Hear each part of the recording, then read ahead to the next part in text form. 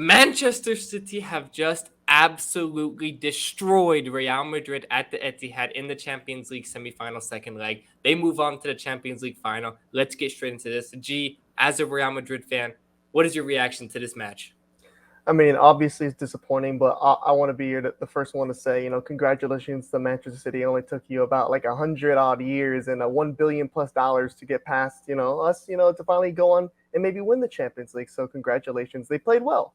I mean, that's really all I can say. Madrid did not come out as pressing as they should have. They didn't look as eager. They looked as what some early reports said, that they were looking to sit back and kind of play more defensive, and you just couldn't do that.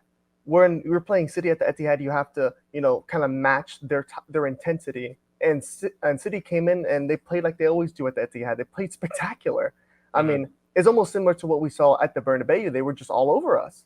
And I mean, even the commentators were saying it looked like Madrid players were napping. And I think this goes on to the bigger point of what I think about some of the players that are getting up there in age. But I think City were just the better team. I mean, that's as simple as, well, right now, City are better. I mean, that's football. I mean, I don't know these unbelievable, unrealistic standards Real Madrid have. I mean, I guess it comes with the territory of being the most prolific winning club of all time. It might be that, but we're not going to win the Champions League every single year, man. There's a lot of teams that don't win the Champions League every single season, right? Barcelona 2011, they didn't go back to back. I mean, United's treble winning team, they didn't go back to back. Invincibles didn't even win the Champions League. So I get the standards Real Madrid get. I mean, everybody celebrates, like, Jose Mourinho's great quote, that everybody celebrates when Real Madrid lose because they are the best. That's how it is. And I mean, it doesn't stop, the fact that City were better than us, but these are the standards Real Madrid have for themselves, Mm-hmm. that to win every single season. And that's going to be hard to always satisfy everybody, but I'm more realistic when it comes to it. I know Real Madrid might not win it every single season, but I know we're going to be back next season. We're always going to be in the mix. And I like our odds next season because we're actually be able to sign players. Unbelievable. We are going to be able to sign some players and not have to rely on Luka Modric and Toni Kroos that are about pushing 50. So I'm excited for the future. I'm, not going to be super down on this. And I'm just excited for next season. I'm getting ready for next season. This was an absolute Manchester City masterclass. They absolutely destroyed Real Madrid. There is not enough words in the English language to describe how good Man City played today. This was absolute destruction of the highest degree. And look, I predicted Man City to win this game. Like many others did. Many people picked Real Madrid, but I predicted Man City. But nobody, and I mean nobody, predicted this. A 4-0 thrashing. I Other think than Wayne Rooney. everybody gave Real Madrid the respect that they deserve, the 14-time Champions League winners, and we thought it was going to be at least competitive. But from minute 1 all the way to minute 90, it was complete and utter domination of the highest degree. Man City always looked in control. I not for 1 second did I say, you know what? Real Madrid, they look threatening right here. They look like Man City are on their heels a bit. I didn't think of that for 1 second in this game. They destroyed Real Madrid from minute 1 to minute 90, thoroughly deserved. And I came away from it, even at the game at the Bernabeu in the first leg. I said, Man City to me just looked like the better side. But Real Madrid have this thing in the Champions League where it doesn't matter if you play better or you play worse, if you have more possession, less possession, more shots, less shots. Real Madrid just find a way. And that's honestly kind of what I thought would happen here. That's why I thought this game was going to be a lot closer, but it just wasn't the case. Man City dominated them. And before we get, off a whole bunch of tangents here, I want to give my praise to the one Real Madrid player that deserves it today, and that is Thibaut Courtois. Unbelievable performance, because this 4-0 scoreline for Real Madrid actually flatters them. I know it's crazy. A 4-0 scoreline actually flatters Real Madrid, because realistically, if it wasn't for Thibaut Courtois, this was a 7-0 game. This was an 8-0 game. That is how good Man City were and how bad Real Madrid were today. Thibaut Courtois deserves all the praise in the world. And look, there's so many great goalkeepers in the world right now, but I think Courtois is the best of the lot. He proved it last season against Liverpool in the Champions League final with his man of the match performance against that Liverpool team. What a performance that was. And, for the first minutes until Bernardo Silva finally got the breakthrough, I thought it was going to be like that. I was like, Courtois is actually going to carry them again. He's going to pull off another masterclass, and Madrid are going to find a way. Obviously, it wasn't to be. But to do all of that, and now the reports come out after the game that he was injured. He was playing through an injury, and he was still able to put on that performance. I know he conceded 4 goals, so some people are going to just look at the scoreline and say, oh, Courtois is trash. He conceded 4 goals. But that's just not the case. He was the reason why this was only 4-0. I give him 100% credit. The best goalkeeper in the world, in my opinion. And I think, some people are going to, like I said, push him to the wayside in that conversation. But I think it's totally undeserved if you do that, because he is the best goalkeeper in the world, in my opinion. I mean, if anybody can watch that game and actually watch that game, can with eyeballs can tell that Thibaut Courtois was easily the best player on the pitch for Real Madrid. And he's by far head and shoulders the best goalkeeper in the world. I mean, it feels criminal. I mean, I almost feel bad for him because I do as well. I feel really bad for him because this defense and the midfield has severely let him down because he's been class. I think, in the hierarchy of Real Madrid, I hold him in the prestige of Iker Casillas, of a Keylor Navas, because he's that good. He's one of the best shot stoppers I've ever seen. And obviously 4-0 is you're gonna be, oh my God, it all rained on him. But that's not the story of the game because there were so many shots on target for Manchester City. But I think the main problem that I had with it was one thing we talked about before the game was the choice of Ancelotti of benching Antonio Rudiger. And I still don't understand because, look, I have been on here before and you've given me a small pushback on it. And I've gotten some pushback from fans that, Militao is, kind of quote unquote, almost praised as the best center back in the world. In what world? In what world is he the best center back in the world? Because look, I love Real Madrid. I've followed all our great defenders, Hierro, Ramos, Varane. These guys, they're upper guys who've won us so much. Eder Militao is not that good. He's all right, but he's not the best in the world. I mean, he got exposed today, as we kind of expected he would. I mean, he's scoring goals in the wrong net, man. I mean, he's not dominant.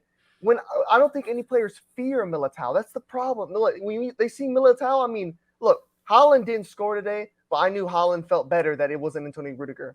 Mm-hmm. I don't understand because I think Ancelotti pinned himself in a corner because he did the same thing with Vinny to a certain extent, trying to fake it till you make it. Keep telling people, this guy is the best player in the world. Oh, Vinny's the best player in the world. And Militao is the best player in the world. But Vinny's actually good. That's the thing. Vinny's actually pretty decent. Militao is average. You can't masquerade this average player as saying he's the best in the world when he's clearly not. I mean, I think his ceiling is to be just another Varane. I mean, and that's not even a horrible thing, but Varane is he was never considered the best center back in the world. Like that, and he's never been as good as he's never been as good without Ramos. Yeah, because that's what I always branded him as the sidekick, the secondary center back to that main guy. And that's what I mean. We had David Alaba, but obviously Alaba is getting older. He's not exactly, a Sergio Ramos in his prime. He's not a Thiago Silva in his prime. Some players that we would actually need. We need a more of a veteran in, a more seasoned player that's a little bit younger, has more pep in his step. But that was something that had me scratching my head. And as much as I love Luka Modric and Toni Kroos, I think Luka Modric is the greatest center midfielder of all time. He's the greatest one I've ever seen with my eyes. But this ain't 2018. This is not 2017, Modric. This is 2023. And you're playing Modric and Kroos in the same midfield. And look, it's worked. But against City, that's not going to work. We got a 1-1 draw at home with them. Yes. But we did not play very well in that game. Man City's midfield was running us riot because the only way to keep up with City is to have the same high intensity, high press, high momentum. That's the opposite of what Modric and Kroos can offer you right now because they're pushing 50. They cannot do that anymore. That's why I thought Tchouaméni would have been a better fit to be in that midfield for this game. I'm not saying Tchouaméni's better than Kroos or Modric because he's not, but in this scenario, his attributes would have suited this game better because a midfield of, look, just throwing it out there, Camavinga, Valverde, Tchouaméni, a midfield that could maybe have a chance. They will at least be able to constantly press and not, maybe get some type of turnover, anything, disrupt City, because you're just letting them pass the ball around like it's a daily practice, Sunday league game. Look, and obviously going to Benzema then. Benzema, it was just a horrible performance, man. He just didn't do anything. And a lot of that could be due to the fact that Modric played horrible. Kroos did not play. He didn't play horrible, but he definitely wasn't as effective because that's just not a midfield that can work anymore. You were lucky to get a Champions League last season with them because a lot of contribution happened to it. I mean, Valverde had a better season last season. Camavinga was great off the bench. He was that great spark, and he's still great now. But they're getting older. I mean, you can't keep relying on people like Carvajal, who is getting absolutely sliced and diced by Jack Grealish, man. Like, we cannot keep relying on these guys. And look, I think the board and Florentino Perez are finally going to get the reality check they need because, look, they needed a reality check for all Christ's sake, man. Because, look, what happened last season, they were like, we won with this group of guys. I guess we can do it again. That's not how this works. You cannot just run it back every single, because this is not the Real Madrid team we had in 2017 or 2018 where you could just say, fuck it. Everybody was in their primes at that point. We had good years of their prime. People are coming out of their primes. Kroos, Modric, Carvajal. We had Sergio Ramos. Last couple of seasons ago. These guys are falling out of the primes, and yeah, we've replaced Ramos with David Alaba. But you have to keep replacing, keep bringing in new players, and I hope, Jude Bellingham's a sign of that it's time to make some signings, because I know you said Jude might not be what Real Madrid need right now, but I would have really, I would have loved a bit of Jude today. I can tell you that. I watched this game and say, I'd like a Jude Bellingham, because what Jude would offer me is better what Toni Kroos can offer me right now. He's better what Luka Modric can offer right now, just because they're past it. They're old. Yeah. And that's not even like, not disrespect any of their legacy, because look, they're great players, but it's just time. Look, Father Time is undefeated. What Toni Kroos and Modric have done at their age is absolutely incredible. I think Iniesta, obviously everyone does. Iniesta is one of the greatest midfielders of all time. But at Modric's age, Iniesta was playing for Vissel Kobe in fucking Japan. So what they are able to do at this age is absolutely remarkable. Take nothing away from their careers, how good of a player they are. But Father Time is undefeated. And we saw that today. Man City's midfield ran riot over the over the Real Madrid midfield. And obviously, I think that comes down to the fact Modric and Kroos, Pep was licking his chops when he saw the starting lineup. And he saw Modric and Kroos in there because he knew that Madrid's midfield could not compete. And ultimately, the midfield for me is the most important thing in football. If you win the midfield battle, you have a very good chance to go on and win the game. And Madrid, they didn't really win the midfield battle on the first leg. They were lucky to get away with the draw, in my opinion. You said that they deserved to win, but I thought they were lucky to get away with the draw. And in this game, they never had a sniff. Modric, he looked like a chicken with his head cut off out there. He was just running around. He didn't know what to do. Kroos, he had that good long shot or whatever, but realistically, outside of that, didn't really do anything. So I just think, look, at the end of the day, Father Time is undefeated. They're getting old. And I think it goes back to a point that me and you both said earlier on in the season. Real Madrid's board let this team down. They let Carlo Ancelotti down because, look, I'm not saying that if they made signings, they would have won this game against Man City, because I think Man City are by far and away the best team in the world right now. I kind of think they're the team of destiny. This is finally the year where they are going to win the Champions League. It just feels like it's all written in the stars for them to finally do it. But what I'll say is, you did not make any signings in January. You didn't get another right back. You didn't get anyone. You didn't get a backup striker. You didn't get anyone at all. And I said, Madrid will regret that. They had the chance to sign multiple players in January, and they opted no. And Ancelotti has to lie to the media and say, I said I didn't want anybody. That's just a lie. He's lying to the press, and he's saying, I didn't want anyone in January, when in reality, everybody with two eyes knows you not only wanted somebody in January, but you needed reinforcements in January. The board let this squad down, and ultimately, now I think I agree with what you said. The Real Madrid board, Florentino Perez, realizes that a changing of the guard has to happen. Reinforcements have to come in, and I think we've seen that. Jude Bellingham is coming in. They're bringing Fran Garcia in to be a left-back option. Because, honestly, Camavinga is great at left-back, but he's being wasted there. Camavinga is brilliant in the midfield. He's good at left-back. He doesn't want to play there. He is being wasted there. And I feel bad for him because he should be starting in that midfield. Like I said, no disrespect to Modric, no disrespect to Cruz, but Camavinga is good enough to be starting in that midfield. And against a team like Man City, he should be starting in that midfield. You need youth. You need somebody with more energy. You need somebody who can run around, press. Modric and Cruz aren't doing that at their age. You put Modric and Cruz in when you know you're going to be the more dominant side, when you are going to control the ball, when you know you are the better team. That's when you can use those two. That's when you want Cruz and Modric in there when you need a killer pass, when you need to get through a deep block. But Man City, they're the ones that are attacking you. You're the ones that had the deep block. So why are you using Modric and Cruz? I think Ancelotti got the lineup wrong from the very beginning. And look, if Ancelotti started Rudiger, there's no guarantee that they would have won this game. I still think they Probably lose. not. But what I'll say is I still think it's a mistake. I said it yesterday. Ancelotti would regret starting Militao instead of Rudiger if he did it. I didn't think he would, but he did. And I think it was a huge mistake. I do not understand how you have Rudiger, who had the performance that he had against Haaland in the first leg, and you bench him for that. And I saw after the match, Rudiger was very, very unhappy. He walked off the pitch, stormed off the pitch. I've seen the tweets. I don't blame him for being unhappy.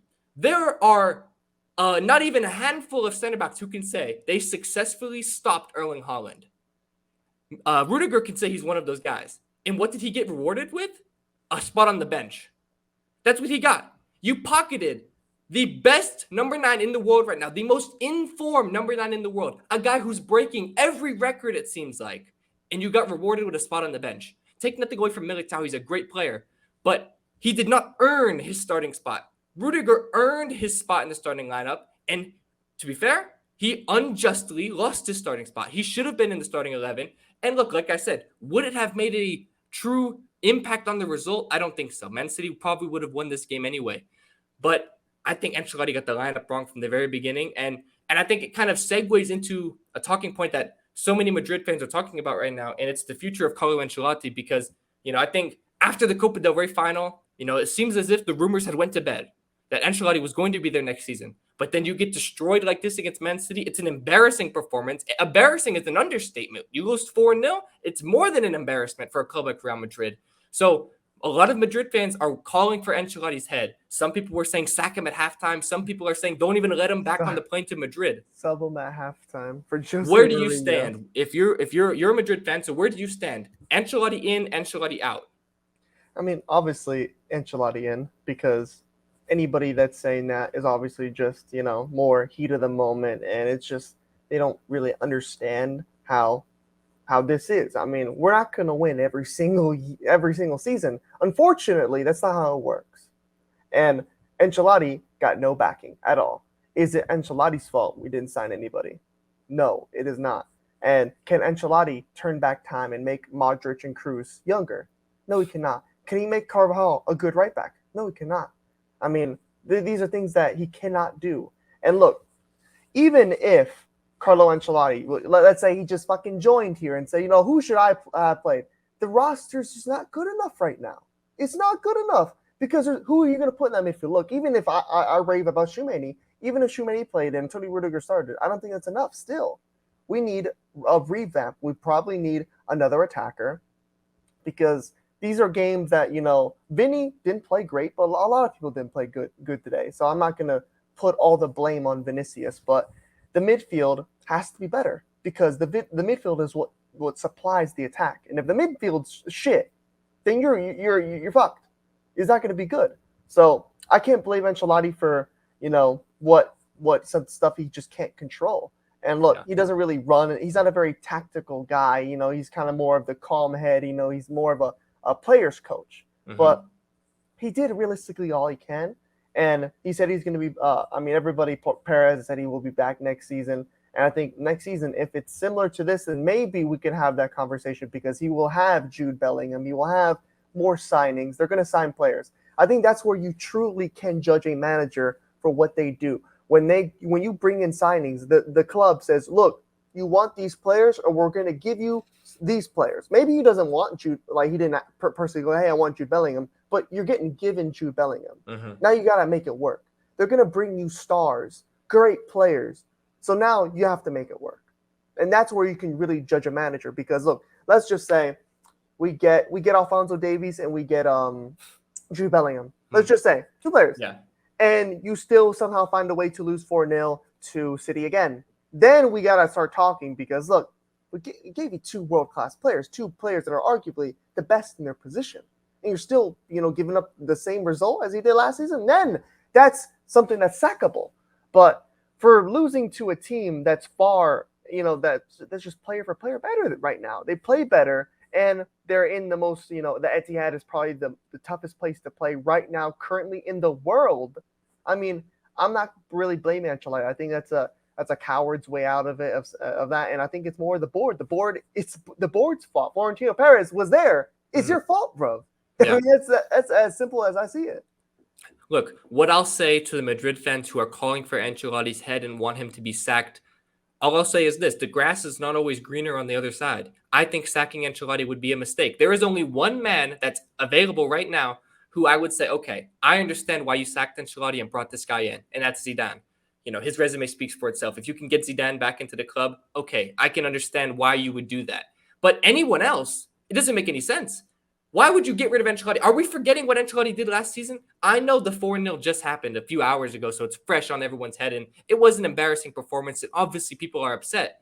But when Ancelotti took over this squad, Real Madrid were supposed to be in a rebuild. They were not supposed to win the Champions League last year, and Ancelotti took that team, and he won the double. People said this was a rebuilding Real Madrid team. This was a team that was losing to Ajax in the Champions League. That this is the team that had no expectation of winning the Champions League. And what did they do? They went on arguably the greatest Champions League run of all time, just last season. So this season, like I said a few minutes ago, the board did not back Ancelotti properly. In January, in the summer, they gave him Tchouaméni. They brought in Rudiger for free, but like you said, that was not enough to compete with a team like Man City, who are bringing on Phil Foden and Julian Alvarez off the bench. It's not enough. And in January, I'm just going to use this guy as an example. You had the chance to bring in Joao Cancelo on loan. It wouldn't have cost you anything. All you have to do is pay his wages. You declined. You signed a total of 0 players in January. You knew you needed reinforcements. You knew you needed to at least bring in some depth for this squad, and you didn't do it. In my opinion, Ancelotti has done the best possible job he could with the cards he's been dealt. I think he's been dealt a pretty shitty hand at Real Madrid, to be fair. I mean, probably as bad of a hand as you could get at Real Madrid, because I'm not going to sit up here and act like they don't have world-class players. But if you compare Man City to Real Madrid player for player, including the bench, it's night and day, in my opinion. Man City are the better team. And I just think sacking Ancelotti would be a mistake. If I'm Ancelotti, the way I'm getting treated right now and disrespected by the fans, I would go to Brazil. I think that he would succeed with Brazil. He'd have a chance to win a World Cup. And I think the only person that would be an upgrade is Zidane. And like I said, the grass is not always greener. Zidane, he has a history. He likes to leave the club. Zidane is similar to Ancelotti. I mean, Zidane's not a tactician. I mean, he's not a really, he's not a Pep Guardiola type where he schemes. He's a player. Yeah. But I look at the managers that are available, and look, some people are saying, oh, well, I would love a Nagelsmann or Xabi Alonso. I think both of those right now would crumble under the pressure of Real Madrid. You want to sack Ancelotti for winning the double just last season, and he won 3 trophies this season. You win 3 trophies, and you're on the verge of getting sacked by the fans. So you're going to bring in a guy, Xabi Alonso, who just kind of began his managerial career. It doesn't make any sense to me. I don't think it would work. It's a huge risk.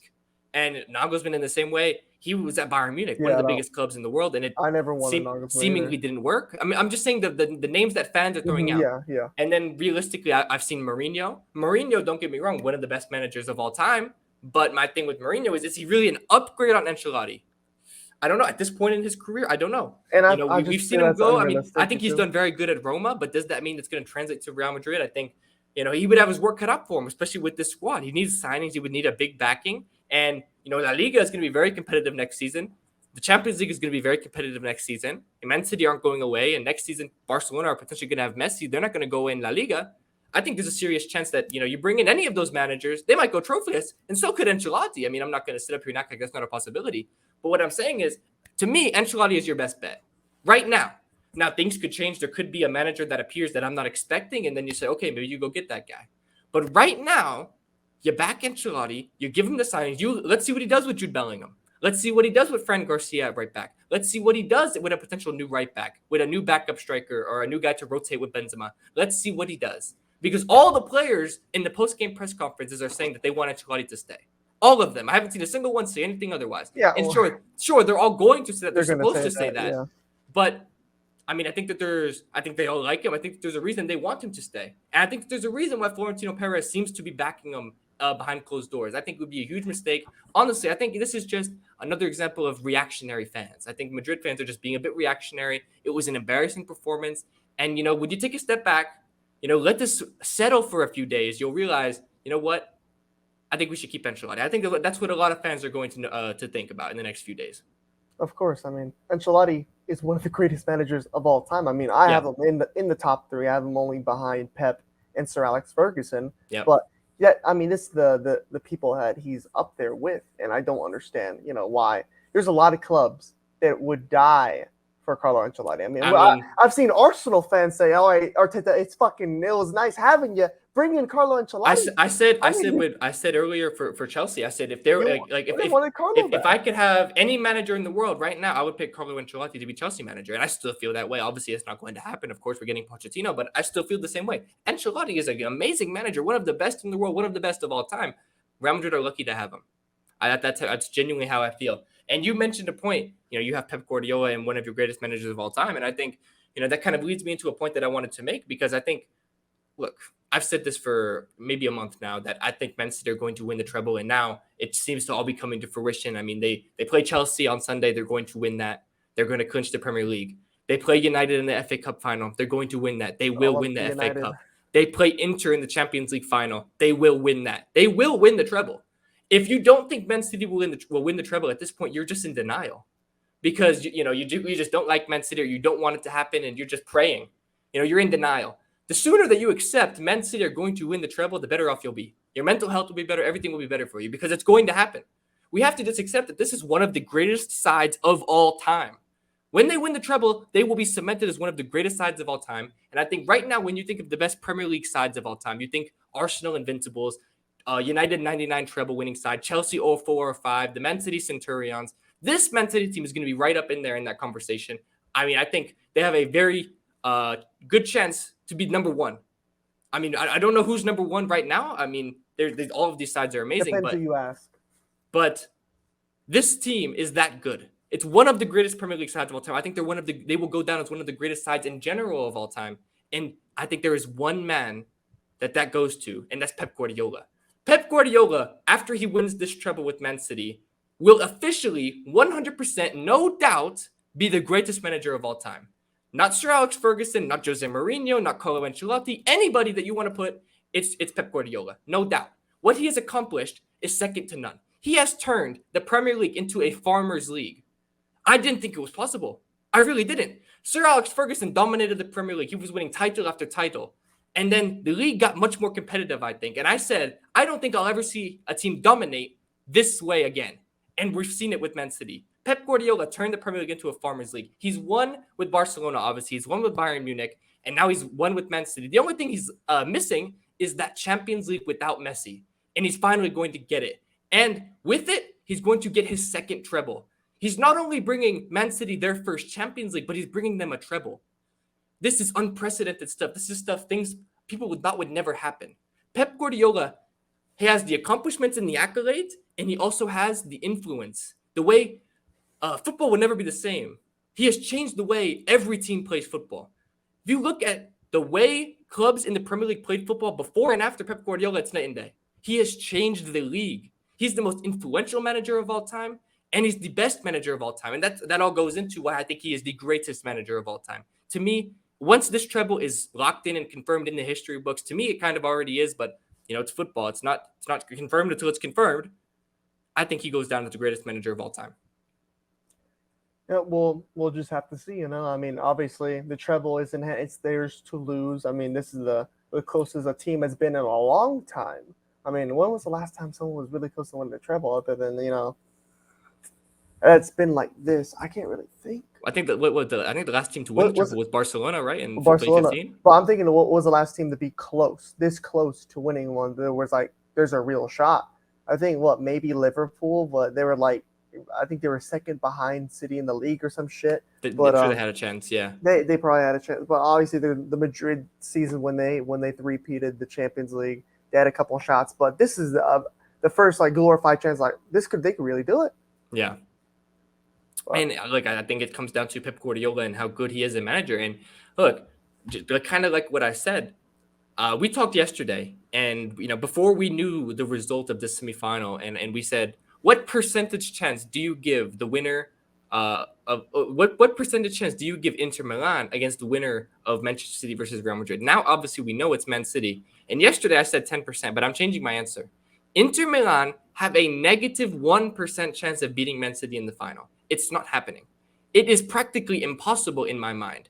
Look, people are going to say Man City bottled it in 2021 against Chelsea to an inferior Chelsea side, and they're going to use that as their rationale as to why Inter Milan have a chance. And I don't think that's fair because, first of all, Man City are better than they were in 2021, and Inter Milan are not anywhere near as good as that Chelsea team in 2021. The gap is larger between the two sides. And Pep Guardiola said in an interview, and I would 100% agree, in order to win the Champions League, you have to go through Real Madrid. This is their competition. If you want to win it, 9 times out of 10, you have to beat Real Madrid. And they've done that. They have cleared that hurdle. The most difficult hurdle to clear, they've done it. And they've not only just done it, they've smashed it. If you really think a team that just smashed Real Madrid 4-0 is now going to go to the final in Istanbul and lose to Inter Milan, an inferior Inter Milan, an Inter Milan team that, look, take nothing away from them. I do not mean this to be disrespectful towards them, but they're just not losing to that team. It's not happening. So it's I don't think that there is a single way anyone can convince me otherwise. To me, I think Inter Milan would be lucky to keep it under the scoreline that we're seeing right here 4-0. Because I think Man City, if they could beat Real Madrid 4-0, what's stopping them from beating Inter Milan 4-0?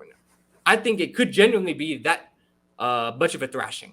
Honestly, I want a competitive final. I want a close final. I want an interesting final. But I just can't see it happening. I think Man City utterly destroy Inter Milan. And people are going to take it as me being disrespectful towards them. It's not even about me being disrespectful towards Milan or me saying that Milan is bad. It's more just this Man City team is that good. Take nothing away from Inter Milan. They've done well to get here. They're a good team. They have some great players. But they are nowhere near this Man City team. This is the team of destiny this year, and they have passed every hurdle so far. They are not failing at this point. If you think Inter Milan are beating Man City, you're either an Inter Milan fan or you're just a Man United fan that's in denial. That's the only explanation. I mean, I'm still sticking with my 2%. I think that was still accurate. Now that I look back, that was still a pretty accurate statement because obviously I echo everything you say. I mean, City are just better in every single way. And if this were a boxing match, I mean, it's basically the heavyweight champion of the world. It's like a Rocky movie, man. It's like you have a puncher's chance. And we're talking about Rocky 1 here, where he loses. This isn't going to be some fairy tale story here. I mean, Inter Milan are basically just going to be they're the best chance. I might as well park the bus, put everybody behind the ball, and hopefully you get a counterattack. That's it. Yeah. I mean, there's not really anything else that they can do. And look, if Inter Milan win, then I'll stop watching football. I'll be done because I won't know what I'm watching anymore. I won't know what I'm fucking calling because that's the most for sure thing. I'm not a betting man, but that's a game I would bet because, I mean, you put any type of money, you're going to at least make something back on City because they're just going to win. Because, I mean, look, like you said, go on your football app. Go on your FootMob app, your OneFootball. Go look at Man City's recent form. It's all green. All they have done recently is win. I said months ago, towards the end of the season, they're going to go on one of their magical runs where they win a whole bunch of games in a row. But I didn't think it was going to be this magical of a run. This is the best run they've ever had. This City team is that good. I watch them and I just have to sit back and just enjoy watching them play. They are that good. I think they're one of the best sides I've ever seen. With my own two eyes, I still think obviously Barca 2011 is by far and away the best team I've ever seen. I doubt I'll ever see a better team than that. It was going to take something really special. And I don't think that's ever going to happen, maybe even in my lifetime. But this team is really, really good. Probably one of the best teams I've seen. I think they're up there. I'm not going to say they're better than, but they're up there with, that Real Madrid 3-peat team. Pick whatever year you want, whichever one was the best. 2017. They're up there. It would be, it's a debate. I'm not going to say they're 100% better, but I think it's a debate. They're that good. Their depth. I mean, there's no weaknesses in the team. People are critical of Ederson. Maybe that's their quote unquote weakness. But if that's their weakness, come on. He's not bad. I mean, the only weakness that this team had before was, okay, they don't have a true clinical number 9. They were rocking Gabriel Jesus. Now they have Erling Haaland. What weakness do they have? Their depth is amazing. They have the best manager of all time. Their defense, solid as a rock. Ederson is good. Midfield, I mean, they have no weaknesses. They really have no weaknesses. This team is that good.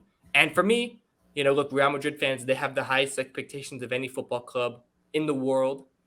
But there is no shame in losing to this Man City team. There is no shame in it. And that's why I'm a more lenient when I come to Carlo Ancelotti. Like I said, he should stay because there really is no shame. I mean, Ancelotti said that, making the semifinals, that's a good season because, I think he's just looking at the landscape of the football world and he's saying this Man City team is just the best team.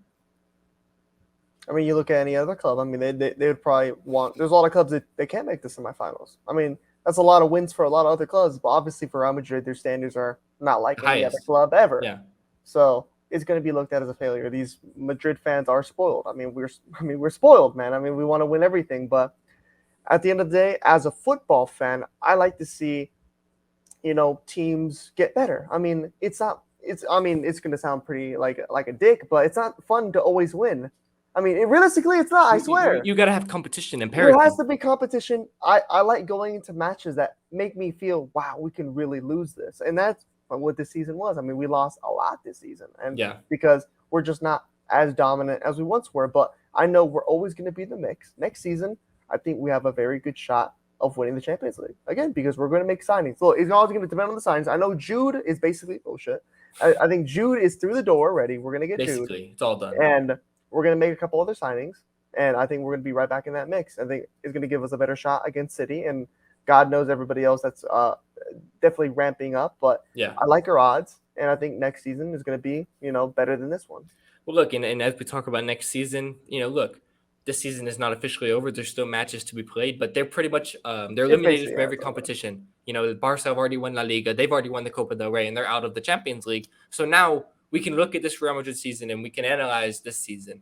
And look, Real Madrid won 3 trophies this season: the UEFA Super Cup, the Club World Cup, and the Copa del Rey. 3 out of a possible 6. And I'm going to ask you this. Do you consider that a successful season for Real Madrid?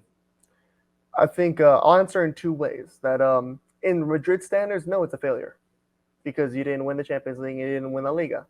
So it's immediately a failure. But as a fan, as someone who watches the game, I'm okay with it. Look, because we finished 3rd in the league, maybe we should have finished higher. It's to me, there's not a difference between finishing 2nd or 3rd. If you're not 1st, you're last. That's as simple as that is. And we won Copa del Rey. That's a pretty solid trophy. I mean, that's not comparable to the Champions League or the Liga, but it's a trophy. We won the Club World Cup and we won the UEFA Super Cup. I mean, look, it's not as prolific as we want to be, but it's trophies. We did not go trophyless. That's not what we didn't do. A Chelsea, we didn't do an Arsenal. We didn't go trophyless, man. Like, that's not what this was. But from Real Madrid standards, yes, it's a failure. And I mean, that word's been getting thrown a lot around the sports world recently. Mm-hmm. And what's a failure and what's not a failure. And I think I'm gonna keep the same energy that I have. I think in the broad spectrum of things, it's a failure. But I'm not as down on myself. I'm not like, this is the worst season of all time. I don't feel. This isn't like 2019. 2019 was a hard year to sit through. But, we had our bright spots, but we're definitely, I think I describe it more as a mid, Look, I think for every other club in the world, this type of season is a massive success. But for Real Madrid, it's a failure. And the reason is Real Madrid's standards are so much higher than every other club in world football. Basically, a Real Madrid season being a success basically comes down to, did you win the Champions League or not? If you won it, it's a success. If you didn't, it's a failure. That is how high the standards are at this club. And, they just lost 4-0 in the Champions League. So it's obviously automatically a failure. Obviously, it seems harsh to call it a failure, but that's how high the standards are at that Real Madrid as a club. So, it's weird for me to say that it's a failure because you did win the Super Cup. You won the Club World Cup and you won Copa del Rey. But realistically, you had to win the Super Cup. I mean, there was no excuse if you failed to win that. You have to win that. The Club World Cup, there's no competition. You have to win that. If you didn't, that's a disgrace. And in Copa del Rey, you hadn't won that since Bale's magical run that we all know, the iconic goal. I forget what year it was. What was that, 2013? Yeah, one of So those. I obviously forgot. you feel you're glad to win that, but nobody goes into the season saying, you know what, I want to win the Copa del Rey. That's the one I'm circling. You know what? Screw the Champions League, screw La Liga. I want to win the Copa del Rey. Nobody goes into the season saying that. At the bare minimum for Real Madrid, you want to be winning La Liga. You let Barcelona win La Liga, a Barcelona team that doesn't even have Messi. I mean, now they're rumored to be getting Messi back. So it's automatically it has to go down as a failure. It's harsh, but it's a failure. I mean, the standards at Real Madrid are just so high, and that's why we're even talking about Ancelotti being on the hot seat. It's why we're even talking about things like that. Yeah, definitely. But look, any other final words you have to say about this Real Madrid season, this game? I think other than I'm just ready for next season. I'm ready to do this all over again. Bring it on next season. Bring it on next season. Yeah, well, look, let us know in the comments down below what you thought of this game. Were you as taken aback by it as we were? What do you think? Should Ancelotti stay? Should he go? Do you agree with that? Let us know what signings you think Real Madrid should make. Let us know what percentage chance do you give Inter Milan to win the Champions League final? Is it as low as us? I mean, I'm literally basically giving them no chance, -% chance. Basically saying don't even show up to Istanbul. Basically, the only way Inter Milan are winning is if they kidnap the Man City team. That's the only way it's happening. The plane has to not show up in Istanbul. That's the only way it's going to happen. Basically, that's what I'm saying. And then you're giving them a minuscule chance, 1%, 2%, basically. 2%. That's a pretty good chance, like the milk. Yeah, I guess. Yeah, like the milk. So let us know in the comments down below what percentage chance you give them. And I think without further ado, we can wrap up this video. Yeah, let's get out of here. So I'm Zach. I'm G. And we'll see y'all next time for another video on the channel. Peace. Peace.